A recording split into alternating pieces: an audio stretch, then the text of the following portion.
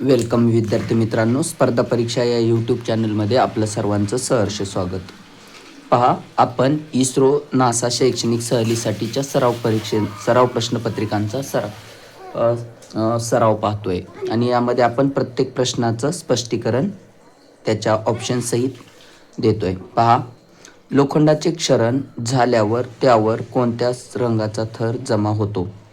पहा, लोखंडाचं क्षरण झाल्यानंतर विटकरी लाल रंगाचा त्यावर थर जमा होत असतो. चांदीचं जर क्षरण झालं तर काळा रंगाचा त्यावर गंज तयार होतो. यासोबतच जर तांब्याचं क्षरण झालं तर त्यावर हिरव्या रंगाचा गंज तयार होत असतो, हे लक्षात ठेवा. तांब्या पितळ्याच्या भांड्यांना क्षरणापासून वाचवण्यासाठी त्यावर कथिलाचा लेप देण्याच्या प्रक्रियेला काय म्हणतात? पहा, जेव्हा आपण कथिलाचा लेप देत असतो तेव्हा लक्षात ठेवायचं, त्याला कलई करणे असं म्हणतात. कथिलाचा लेप कलई करणे या पद्धतीनं तुम्ही लक्षात ठेवू शकता. भौतिक बदलांच्या संदर्भात खालीलपैकी कोणते विधान वैज्ञानिकदृष्ट्या सत्य आहे? सत्य आहे म्हणताय. भौतिक बद्दल कोणतं विधान खरं आहे? या प्रक्रियेत नेहमी एक नवीन रासायनिक पदार्थ तयार होतो. नाही, नवीन रासायनिक पदार्थ भौतिक बदलामध्ये कुठंही तयार होत नसतो. मूळच्या रासायनिक पदार्थाचे मूळ रासायनिक संघटन कायम राहते, हे बरोबर आहे. लाकूड जळणे हे भौतिक बदलाचे एक उत्तम उदाहरण आहे. नाही, लाकूड जळणे हे रासायनिक बदल झाला. हा बदल नेहमी अपरिवर्तनीय असतो. नाही, तो बदल परिवर्तनीय असतो, अपरिवर्तनीय नसतो. बी हे आपलं करेक्ट ऑप्शन आहे की भौतिक बदलामध्ये तो पदार्थ आपलं रासायनिक संघटन बदलत नाही. पाहूया पुढं. वनस्पतींमध्ये होणारी प्रकाश संश्लेषण ही अन्न निर्मितीची प्रक्रिया कोणत्या प्रकारचा बदल आहे? तर कोणत्या प्रकारचा बदल असेल? एक तर तो बदल नैसर्गिक आहे आणि दुसरी म्हणजे त्यामध्ये रासायनिक संघटन पदार्थाचं बदलतं. म्हणजे अभिक्रियाकारक पदार्थ आणि उत्पादक पदार्थ हे रासायनिक बदलातून नवीन पदार्थ तयार होत असतो. म्हणून नैसर्गिक बदल आणि रासायनिक बदल हे या प्रश्नाचं करेक्ट ऑप्शन. पहा मित्रांनो, सोडा लिंबू हे शीतपेय पिल्याने जठर रसाची आम्लता का वाढू शकते? सोडा लिंबू पिल्याने जठर रसाची आम्लता का वाढू शकते? कारण सोडा आणि लिंबू हे कसे पदार्थ आहेत? पहा, लिंबू म्हटलं की तो आम्लयुक्त पदार्थ आहे, आणि सोड्यामध्ये कार्बन डायऑक्साईड असतो, कारण त्यात कार्बन डायऑक्साईड आणि सायट्रिक आम्ल हे दोन्ही आम्लधर्मी घटक असतात. ते आम्लधर्मी घटक असल्याने अजून त्याच्यात ॲसिडिटी वाढायला मदत होते. ऑप्शन ए हे आपलं करेक्ट उत्तर आहे. पहा पुढचा प्रश्न. रासायनिक मूलद्रव्यांसाठी इंग्रजी मुळाक्षरांचा वापर करून संज्ञा देण्याची आधुनिक पद्धत कोणत्या शास्त्रज्ञाने सुरू केली? तर आपल्याला माहिती आहे मित्रांनो, जॉन डाल्टन. नाही, जॉन डाल्टन हा अणुशी संबंधित शोधकर्ता आहे. डेमोक्रिटस अणुशी संबंधित शोधकर्ता आहे. आयझॅक न्यूटन भौतिकशास्त्रज्ञ आहे. बर्जेलियस हे याचं परफेक्ट उत्तर आहे. बर्जेलियसनं ही संज्ञा देण्याची आधुनिक पद्धत सुरू केली, ज्यामध्ये मूलद्रव्यांना संज्ञा देताना इंग्रजी मुळाक्षरांचा वापर केला जातो. पाहूया पुढं. पुढचा प्रश्न आहे मित्रांनो सातव्या क्रमांकाचा. बघा, आर्सेनिक, सिलिकॉन आणि सेलेनियम या मूलद्रव्यांचा समावेश कोणत्या रासायनिक गटात होतो?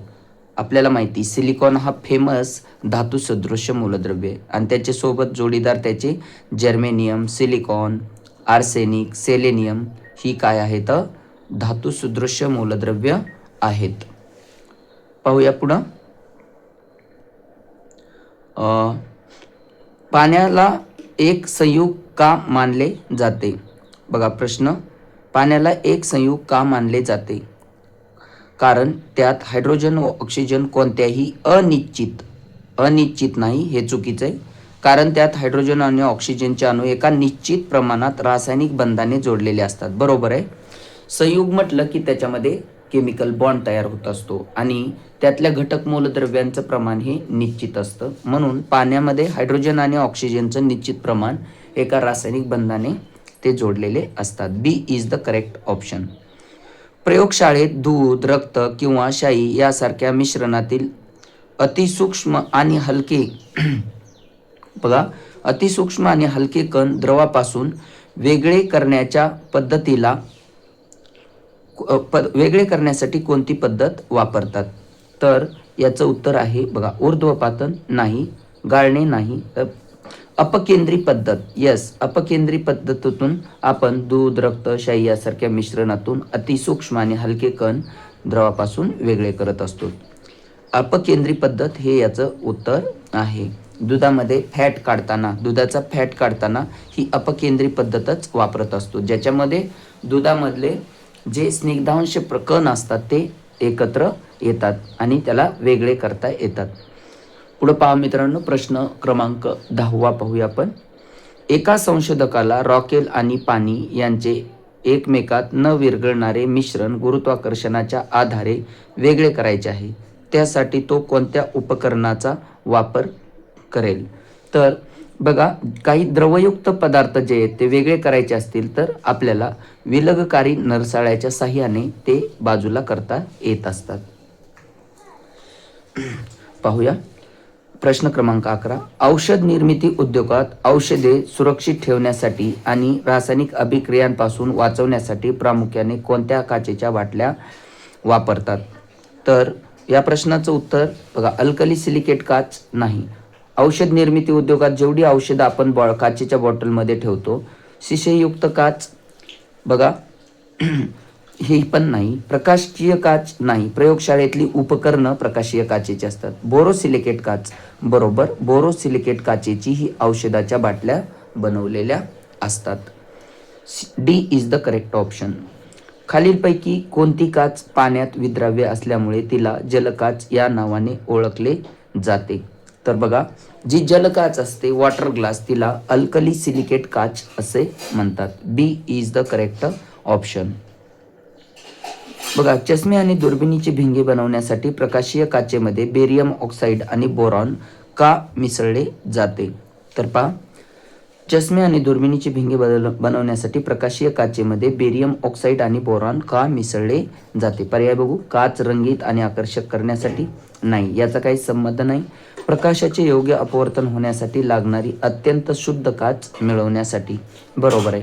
चष्म्यांना भिंगांचा, दुर्बिणीचा आणि चष्म्यांचा काय उद्देश असतो की आपल्याला अतिशय चांगल्या प्रकारचं त्यातून दिसलं पाहिजे, शुद्ध काच असली पाहिजे, प्रकाशाचं योग्य अपवर्तन झालं पाहिजे, जेणेकरून आपल्याला दृश्य चांगले दिसतील. म्हणून बी इज द करेक्ट ऑप्शन. काच निर्मिती प्रक्रियेचा पर्यावरणावर कोणता गंभीर आणि नकारात्मक परिणाम होतो? काच निर्मिती प्रक्रियेचा पर्यावरणावर कोणता गंभीर परिणाम होतो? तर पाहूया ऑप्शन. त्यामुळे जलप्रदूषण होऊन जलीय प्राणी त्वरित मरतात. नाही, त्वरित मरत नाहीत. काच निर्मितीमध्ये जलप्रदूषण होते, परंतु जलीय प्राणी त्वरित मरत नाही. मिश्रणाला 1500 पर्यंत तापवताना सल्फर आणि नायट्रोजन डायऑक्साईड सारखे हरितगृह वायू हवेत मिसळतात, बरोबर. या हरितगृह वायूचं पर्यावरणात मिसळणं हे पर्यावरणाला काय होतं? घातक ठरत असतं. म्हणून याचा बी हा ऑप्शन करेक्ट ऑप्शन आहे. पुढे पाहू मित्रांनो. प्रयोगशाळेत रासायनिक प्रयोगांसाठी अंमलाचा परिणाम होणार नाही आणि अतिउष्णतेमुळे फुटणार नाही अशी चंचुपात्रे खरेदी करायची आहेत. त्यासाठी कोणत्या काचेची निवड करणे योग्य ठरेल? तर पहा, कोणती काच आपली वापरली पाहिजे प्रयोगशाळेत उपकरणं बनवण्यासाठी? तर सिलिका काच, शिसेयुक्त काच, अल्कली सिलिकेट नाही. अल्कली सिलिकेट काच तर जलयुक्त काच आहे, रंगीत काचही नाही, शिसेयुक्त काचही नाही. तर सिलिका काच ही प्रयोगशाळेतील उपकरणांना किंवा चंचुपात्र किंवा काचेचं नरसाळं किंवा अजून टेस्ट ट्यूब बनवण्यासाठी आपण सिलिका काच वापरत असतो. पहा, खगोलशास्त्रानुसार सूर्यग्रहण ही घटना नेहमी कोणत्या तिथीला घडते? आपल्याला माहिती, सूर्यग्रहण हे नेहमी अमावस्येला घडत असतं आणि चंद्रग्रहण नेहमी पौर्णिमेला घडत असतं. हे महत्त्वाचे मुद्दे आपण लक्षात ठेवणं गरजेचे. पहा, प्रश्न क्रमांक 17 पाहूया. हवेतील सूक्ष्म धूलिकण आणि वायूच्या रेणूवर आदळून हवेतील सूक्ष्म धूलिकण आणि वायूंच्या रेणूवर आदळून सूर्यप्रकाशाची किरणे सर्व दिशांना विखुरली जाण्याच्या प्रक्रियेला काय म्हणतात? तर प्रकाशाचे ते विकिरण असतं. Scattering of light. परावर्तन काय असतं? गेलेल्या मार्गाने परत फिरणे. अपरावर्तक पृष्ठभागावर पडल्यानंतर वापस येणे. अपवर्तन काय असतं? एका डेन्सिटीच्या माध्यमातून दुसऱ्या डेन्सिटीच्या माध्यमात गेल्यानंतर प्रकाश किरण त्याचा मार्ग बदलत असतं, त्याला आपण अपवर्तन म्हणतो. या प्रश्नाचं उत्तर करेक्ट काय आहे? प्रकाशाचे विकिरण. ऑप्शन बी हे करेक्ट उत्तर आहे. पुढे जाऊया. जेव्हा विस्तारित प्रकाश स्रोतामुळे एखादा अपारदर्शक वस्तूची छाया पडद्यावर पडते तेव्हा त्या छायेचे स्वरूप कसे असते? तर ऑप्शन वाचूयात. फक्त एकच अंधारी छाया पडते. प्रकाश आरपार जातो आणि छाया अजिबात पडत नाही. मध्यभागी गडद छाया आणि कडेला फिकट उपछाया मिळते. बरोबर आहे. बघा, कुठल्याही विस्तारित प्रकाश स्रोतामुळं दोन छाया निर्माण होत असतात. एक असते गडद छाया आणि दुसरी असते उपछाया. उपछाया ही बाजूला असते आणि गडद छाया मध्यभागी असते. C is the correct option. अवकाशातून पाहिल्यास आकाश दिवसाही काळे का दिसते? खूप छान प्रश्न आहे मित्रांनो हा. अवकाशातून पृथ्वीच्या बाहेर वातावरणाबाहेरून पाहिल्यास आकाश दिवसा सुद्धा काळं दिसतं. काय कारण आहे याचं? ऑप्शन वाचूयात. कारण तिथे सूर्यप्रकाश पोहोचत नाही. ठीक आहे, सूर्यप्रकाश पोहोचत जरी नसला तरी जिथं सूर्यप्रकाश पोहोचत नाही तिथं काळच दिसेल असं नाही, कारण तिथे वातावरण नसल्याने प्रकाशाचे विकिरण होत नाही. यस, बघा आपल्याकडं जिथं सूर्यप्रकाश पोहोचत नाही तिथंही उजेड तयार होतो. याचं काय कारण आहे? आपल्या वातावरणामध्ये जे स्कॅटरिंग होत आहे धुलीकणांचं, म्हणजे प्रकाश किरण धुलीकणांमुळे जे विखुरले जात आहेत त्याला स्कॅटरिंग म्हणतात, विकिरण म्हणतात.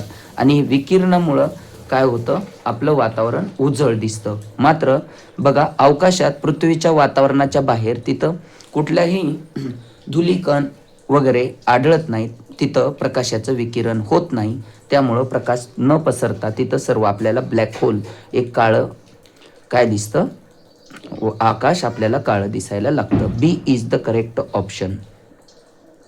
पुढे पाहू.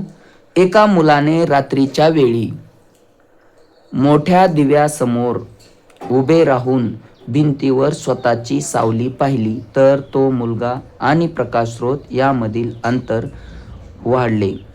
जर तो मुलगा आणि प्रकाश स्रोत यातील अंतर वाढले तर त्याच्या छायेमध्ये काय बदल दिसेल? तर बघा, अंतर, तो आता प्रकाश स्रोतापासून दूर गेलाय, त्यातून काय बदल दिसेल? प्रछाया आणि उपछाया दोन्ही मोठ्या होत जातील. बरोबर आहे. जेवढा तो प्रकाशाच्या स्रोतात जवळ जात असतो तेवढी त्याची छाया छोटी, लहान होत जात असते. अंतिमता ती त्याच्या छाये एवढी बनत असते जेव्हा तो प्रकाशाच्या अगदी जवळ, प्रकाश स्रोताच्या अगदी जवळ जाईल. पण इथं तो प्रकाश स्रोताच्या दूर जातोय, त्यामुळं प्रछाया आणि उपछाया या दोन्ही छाया त्याच्या मोठ्या मोठ्या होत जातील. ए इज द करेक्ट ऑप्शन. पाहूया पुढं. एका निरोगी मानवी कानाची ध्वनी ऐकण्याची क्षमता श्राव्य ध्वनीची वारंवारिता किती असते? बघा, श्राव्य ध्वनीची वारंवारिता त्यांनी विचारली. Audible sound. ऑडिबल साऊंड हा आपल्याला माहिती 20 हर्ट्ज ते 20,000 हर्ट्ज या दरम्यान असतो. 20 हर्ट्जपेक्षा कमी ध्वनीला आपण इन्फ्रा साऊंड म्हणत असतो आणि 20,000 हर्ट्जपेक्षा जास्त ध्वनीला आपण, जास्त वारंवारितेच्या ध्वनीला आपण अल्ट्रासाऊंड म्हणत असतो. या इथं प्रश्नाचं उत्तर मात्र ऑडिबल साऊंडची मर्यादा सी ऑप्शन एवढी असते. पुढचा प्रश्न, प्रश्न क्रमांक 22. समुद्राची खोली मोजण्यासाठी आणि जहाजाची स्थिती शोधण्यासाठी वापरल्या जाणाऱ्या सोनार प्रणालीत कोणत्या ध्वनीचा वापर होतो? हा अत्यंत महत्त्वाचा IMP असा क्वेश्चन आहे मित्रांनो. प्रॅक्टिकल जे उपयोग आहेत ध्वनीचे ते इथं सोनार प्रणालीमध्ये वापरले जातात. मात्र कुठल्या ध्वनीचे? तर सोनार प्रणालीमध्ये श्राव्यातीत ध्वनी म्हणजे अल्ट्रासोनिक साऊंड हा वापरला जातो. मग तुमची सोनार यंत्रणा असू दे किंवा तुमची सोनोग्राफी तंत्रज्ञान असू द्या, याच्यामध्ये सुद्धा श्राव्यातीत ध्वनी हे या ध्वनी तरंगाचा वापर केला जातो. बी इज द करेक्ट ऑप्शन. पाहूया पुढे पाहूया मित्रांनो. पुढचा प्रश्न 23व्या क्रमांकाचा प्रश्न काय बोलतोय? ध्वनी क्षेपकामध्ये विद्युत ऊर्जेचे ध्वनिक्षेपकामध्ये म्हणजे लाऊडस्पीकरमध्ये विद्युत ऊर्जेचे आवाजात रूपांतर कसे होते? विद्युत ऊर्जेचं रूपांतर आवाजात म्हणजे ध्वनी ऊर्जेत होत असतं. कसं होतं? लाऊडस्पीकरमधील सूक्ष्मजीवांच्या रासायनिक प्रक्रियेमुळे नाही. लाऊडस्पीकरमध्ये कुठेही सूक्ष्मजीव नसतात. कुंतलातून वाहणारी विद्युतधारा आणि कायम चुंबक यांच्यामुळे निर्माण होणाऱ्या चुंबकीय क्षेत्रामुळे पडदा कंप पावल्याने. Yes, this is the correct answer. त्या लाऊडस्पीकरमध्ये एक कुंतल असतं, त्यातून विद्युतधारा आपण व्हायला भाग पाडत असतो आणि त्यामध्ये एक कायम चुंबक बनवलेलं असतं. त्यात ध्वनीच्या संयोगातून पडदा कंप पावतो आणि त्यातून काय होतं? विद्युत ऊर्जेचं रूपांतर ध्वनी ऊर्जेत होत असतं. प्रश्न 24. झाडावरून पाने गळून पडताना किंवा लंबकाची संत हालचाल होताना निर्माण होणारा ध्वनी आपल्याला का ऐकू येत नाही?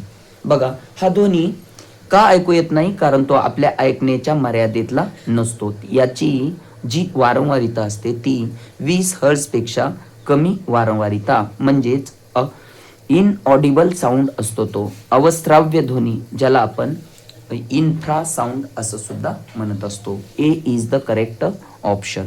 पुढचा प्रश्न पाहूया मित्रांनो.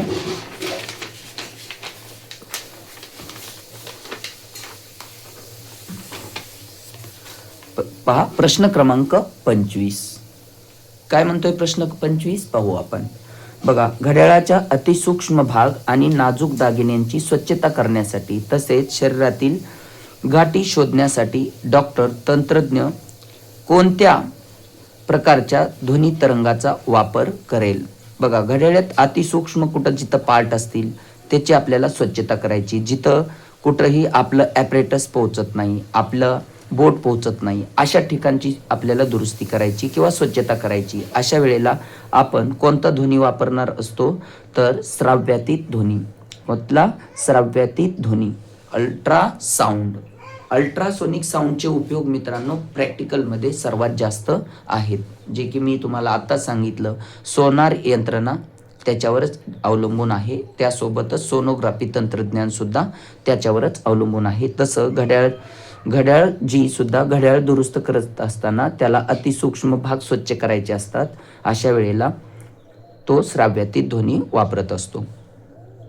पुढं पाहूया 26वा. विज्ञान आणि भौतिकशास्त्रानुसार एखादी वस्तू चुंबक आहे की नाही हे ओळखण्याची खरी कसोटी कोणती मानली जाते? तर सर्वश्रुत प्रश्न आहे हा. प्रतिकर्षण.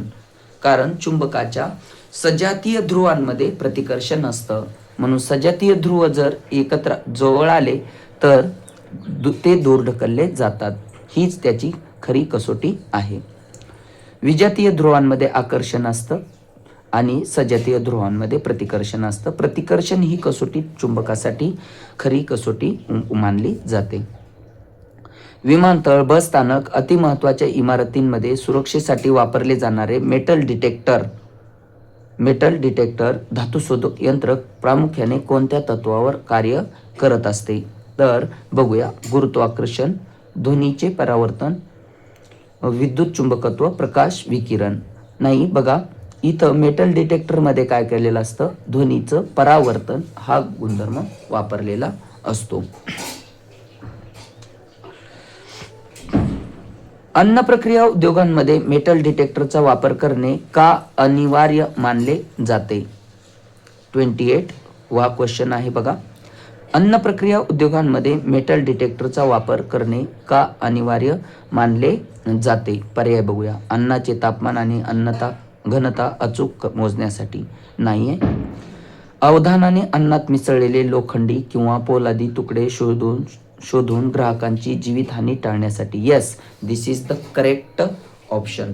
मेटल डिटेक्टरमुळे आपण लोखंडी किंवा पोलादी तुकडे अन्नपदार्थामधले शोधून ग्राहकांना त्याचा अपाय होणार नाही याची दक्षता घेत असतो. पुढे पहा मित्रांनो.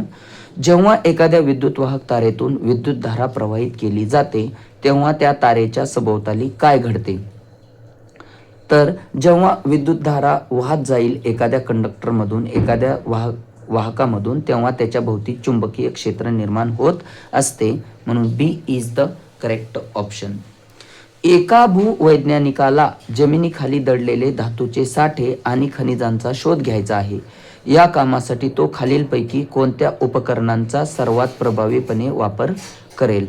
तर बघा, सर्वात प्रभावीपणे वापर तो कधी जमिनीखाली दडलेले धातूचे साठे शोधायचे. परिदर्शी नाही. परिदर्शी तर हे वर आकाशातलं वस्तू किंवा पदार्थ किंवा आकाशातल्या काय म्हणूयात, आकाशातल्या वस्तू पाहण्यासाठी आपण परिदर्शी वापरत असतो. होकायंत्र नाही. धातू शोधक यंत्र. धातू शोधक यंत्र करेक्ट आहे. Metal detector. मेटल डिटेक्टर आपण जमिनीखाली दडलेले धातूचे साठे मेटल डिटेक्टरच्या साहाय्याने शोधू शकत असतो. आपली सूर्यमाला ज्या दीर्घिकेत ज्या मंदाकिनीमध्ये स्थित आहे तिचा खगोलीय आकार कोणत्या प्रकारचा आहे? तर आपली जी मिल्की वे आहे ती सर्पिलाकार आहे. सर्पिलाकार, चक्राकार, ऑब्लिक सर्पिलाकार हे त्याचं परफेक्ट उत्तर आहे. अंतराळातील प्रचंड खगोलीय अंतरे मोजण्यासाठी शास्त्रज्ञ कोणत्या प्रमाणित एककाचा वापर करतात? आता अंतर म्हणलं की आपण चुकण्याची शक्यता असू शकतो, परंतु जेव्हा खगोलीय बॉडींमधलं अंतर मोजायचं असतं तेव्हा ते खूप मोठ्या प्रमाणावरचं अंतर असतं. त्याच्यासाठी आपण प्रकाश वर्ष हे एकक वापरत असतो. आपल्याला माहिती आहे प्रकाशाचा एका सेकंदाला वेग आहे 3 लाख किलोमीटर. असं प्रकाश 1 वर्ष धावत राहिल्यानंतर जेवढं अंतर होईल त्याला म्हणायचं 1 प्रकाश वर्ष अंतर. म्हणून प्रकाश वर्ष हे एकक खगोलीय बॉडींचं अंतर मोजण्यासाठी वापरतात. पुढं पाहूया. सूर्याच्या वस्तुमानाच्या 25 पटीहून अधिक वस्तुमान. पहा, सूर्याच्या वस्तुमानाच्या 25 पटीहून अधिक वस्तुमान असलेल्या महाकाय ताऱ्यांची अंतिम अवस्था कृष्णविवर का होते? बघा, कारण त्यांचे गुरुत्वाकर्षण नष्ट होते? नाही. कारण ते बर्फाचे गोळे बनतात? नाही. कारण ते अत्यंत आकुंचित होतात आणि त्यांचे गुरुत्वीय बल इतके प्रचंड वाढते की त्यातून प्रकाशही बाहेर पडू शकत नाही आणि प्रकाश बाहेर न पडल्याने आपल्याला ते ब्लॅक होल दिसायला लागतं. हाच तो करेक्ट ऑप्शन आहे. बघा, C is the correct option. कारण ते अत्यंत आकुंचित होऊन त्यांचे गुरुत्वीय बल इतके प्रचंड वाढते की त्यातून प्रकाश बाहेर पडू शकत नाही. पुढे पहा, 34वा. रात्रीच्या आकाशात सप्तर्षी आणि शर्मिष्ठा या तारका समूहांचा मुख्य व्यावहारिक उपयोग काय आहे? बघा, रात्रीच्या आकाशात सप्तर्षी आणि शर्मिष्ठा या तारका समूहांचा मुख्य व्यावहारिक उपयोग काय आहे? तर या बघा, ऑप्शन वाचूया आपण. ते पृथ्वीवरील हवामानाचा अंदाज घेतात? नाही. ते तारे आहेत, तारका समूह आहेत. हवामानाचा अंदाज घेणं त्यांचं काम नाही. त्यांच्या विशिष्ट आकृतीच्या मदतीने उत्तर दिशेला स्थिर असणारा ध्रुव तारा शोधणे सोपे जाते. बरोबर आहे. बी इज द करेक्ट ऑप्शन. काय होतं? ध्रुव ताऱ्याच्या या 2 तारका समूह जे आहेत या दोघांच्या मध्ये आपला ध्रुव तारा असतो. एक तारका समूह ध्रुव ताऱ्याच्या ईशान्येला आणि एक तारका समूह ध्रुव ताऱ्याच्या नैऋत्य दिशेला असलेला आपल्याला पाहायला मिळतो. पुढचा प्रश्न पाहूया. अवकाशातील विशाल आंतरतारकीय मेघांचे बघा, अवकाशातील विशाल आंतरतारकीय मेघांचे म्हणजेच नेब्युला गुरुत्वाकर्षणामुळे आकुंचन होऊ लागल्यावर काय घडते? तर पहा काय घडतं. ऑप्शन बघा, अवकाशातील विशाल आंतरतारकीय मेघांचे गुरुत्वाकर्षणामुळे आकुंचन होऊ लागल्यावर काय घडते? प्रश्न ऑप्शन वाचूया. ते लगेच कृष्णविवर बनतात? नाही. तात्काळ तर नाही होऊ शकत. केंद्र भागातील तापमानाने घनता प्रचंड वाढून अणु ऊर्जा निर्मिती सुरू होते आणि एक नवीन तारा जन्माला येतो. हेच करेक्ट ऑप्शन आहे. कारण आंतरतारकीय मेघांपासूनच ताऱ्यांची निर्मिती होत असते. ऑप्शन बी करेक्ट आहे. सूर्यमालेतील कोणत्या ग्रहाच्या वातावरणात 96% कार्बन डायऑक्साईड असल्याने तो सर्वात उष्ण ग्रह मानला जातो? आपल्याला माहिती, सूर्यमालेतला सर्वात उष्ण ग्रह जो आहे तो शुक्र आहे आणि शुक्राच्या पृष्ठभागावर कार्बन डायऑक्साईडचं प्रमाण सर्वात जास्त आहे. पाहूया. संपूर्ण सूर्यमालेतील सर्वात मोठा आणि उंच ज्वालामुखी ऑलिम्पस मॉन्स ऑलिम्पस मॉन्स कोणत्या ग्रहावर स्थित आहे? बघा, ऑलिम्पस मॉन्स हा सर्वात उंच ज्वालामुखी कोणत्या ग्रहावरचा आहे हे तुम्हाला विचारलंय. पृथ्वी, मंगळ, शनी, नेपच्यून? नाही, पृथ्वीवरचा तर विषय नाही. मंगळ ग्रहावरचाच हा सुप्रसिद्ध असा ऑलिम्पस मॉन्स हा काय आहे? ऑलिम्पस मॉन्स हा ग्रह आहे, ज्वालामुखी आहे. पुढे पाहूया. 2006 मध्ये प्लुटो या ग्रहाच्या यादीतून काढून बटू ग्रह का घोषित करण्यात आले? बघा, बटू ग्रह का घोषित करण्यात आले? 2006ला प्लुटोला ग्रहाच्या यादीतून काढून बटू ग्रहामध्ये टाकलं. याचं कारण काय आहे मित्रांनो? तर कारण त्याचा आकार गोल राहिला नाही, तसं काही नाही. सर्वच ग्रह गोलच असतील असे काही नाही. ते काही ग्रह लंबवर्तुळाकारही असू शकतात. कारण त्याने सूर्याभोवती फिरणे थांबवले नाही. कारण त्यांनी ग्रहाच्या व्याख्येनुसार स्वतःच्या कक्षेत आसपासचा खगोलीय कचरा साफ केला नव्हता. यस, हेच त्याचं करेक्ट उत्तर आहे. C is the correct option. पुढचा प्रश्न पहा. धूमकेतू जेव्हा सूर्याच्या जवळ येतो तेव्हा त्याची सेफ्टी नेहमी आकाशात सूर्याच्या विरुद्ध दिशेलाच का दिसते? बघा, सूर्याच्या नेमक्या विरुद्ध दिशेलाच त्याची सेफ्टी का दिसते? पृथ्वीच्या तीव्र गुरुत्वाकर्षणामुळे? नाही. सूर्यापासून निघणाऱ्या सौर वाऱ्यांच्या विकिरण दाबामुळे? बरोबर, सूर्यापासून निघणारे जे सौर वारे आहेत त्यांचा विकिरण दाब पडल्यामुळं या धूमकेतूचं काय दिसते? सेफ्टी सूर्याच्या विरुद्ध दिशेला गेलेली दिसते. जर भारताने